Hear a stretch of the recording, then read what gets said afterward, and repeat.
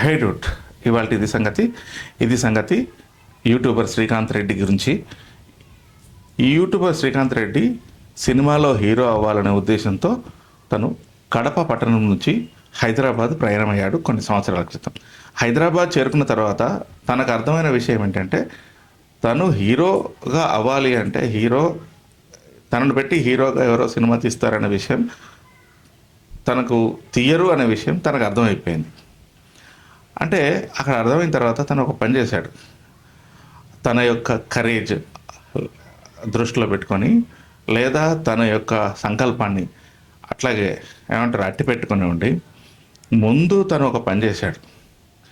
శ్రీకాంత్ రెడ్డి అని ఒక YouTube channel start చేసి ఒక 3 సంవత్సరాల పైగా ఆ ఛానల్లో అన్ని అల్లరి చిల్లర వీడియోస్, ప్రాంక్ వీడియోస్ అంటాం కదా, ప్రాంక్ వీడియోస్ తీసి ఒక 2 నుంచి 3 కోట్ల రూపాయలు సంపాదించుకొని, ఆ సంపాదించిన డబ్బును తను ఒక సినిమా తీయడానికి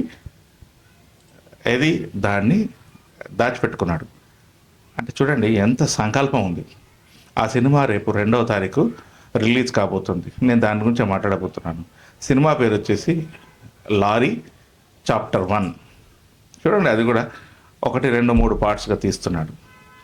ఈ సినిమాకు తనే దర్శకుడు, తనే మ్యూజిక్ డైరెక్టర్, తనే ప్రొడ్యూసర్, దాదాపు చాలా పాత్రలు తనే పోషించాడు. అంటే ఇక్కడ ఏంటి అంటే, ఒక వ్యక్తి గురించి నేను మాట్లాడుతున్నాను. ఆ వ్యక్తి శ్రీకాంత్ రెడ్డి అవ్వచ్చు, ఇంకెవరైనా అవ్వచ్చు. మీ లోపల సంకల్పం ఉంటే, నా లోపల సంకల్పం ఉంటే, ఆ సంకల్పానికి పదును పెట్టి, ఆ సంకల్పానికి తను అనుకున్న లక్ష్యాన్ని నెరవేర్చాలని అనుకుంటే, లక్ష్యం వైపు తను ప్రయాణం చేయాలనుకుంటే ఒక శ్రీకాంత్ రెడ్డి లాగా మారాలి. పైసా కూడబెట్టి తను ఇవాళ లారీ చాప్టర్ 1 సినిమా తీశాడు. ఇదేమీ ఆషామాషి విషయం కాదండి. చాలామంది నేను హీరో అవుతాను, నేను ఒక గమ్యం సాధిస్తాను, గమ్యానికి వెళ్తాను, చేస్తానని అందరూ బయలుదేరుతారు హైదరాబాదు వాళ్ళ గమ్యస్థానం. కానీ 99.9 మంది వాళ్ళు క్విట్ అయి తిరిగి వెనక్కి వెళ్ళిపోతారు. అందరూ ఒక మ్యూజిక్ షాప్ మూర్తిలాగా 52 ఏళ్ళకి సక్సెస్ అవ్వరు. అలాగే అందరూ ఒక శ్రీకాంత్ రెడ్డిలో అవ్వరు. అయితే ఇక్కడ నేను శ్రీకాంత్ రెడ్డి సినిమా చూడమనో ఇంకేదో చెప్పట్లేదు. శ్రీకాంత్ రెడ్డిలోని సంకల్పాన్ని చూశాను. నేను శ్రీకాంత్ రెడ్డి నాకు పరిచయము కాదు, నేను తనను ఎప్పుడు చూడలేదు.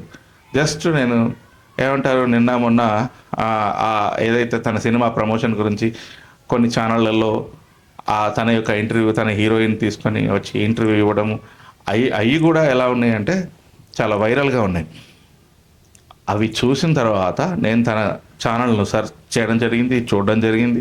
ఓహో, ఈయన ప్రాంక్ వీడియోలు చూస్తాడని చెప్పేసి అనుకున్న తర్వాత ఈ విషయం తప్పకుండా తన లోపల ఉన్న సంకల్పాన్ని మీకు చేరవేయాలని అనుకుంటున్నాను. చూడండి, చాలా గొప్ప విషయం. హీరో అవ్వాలనుకున్నాడు, హీరో అవ్వడానికి కావాల్సిన ప్రతి పనిని చేశాడు, ప్రతి అవకాశాన్ని సద్వినియోగపరుచుకున్నాడు. ఎక్కడ డిసప్పాయింట్ అవ్వలేదు, ఎక్కడ తన యొక్క దారిని మిస్ అవ్వలేదు, డీవియేట్ అవ్వలేదు.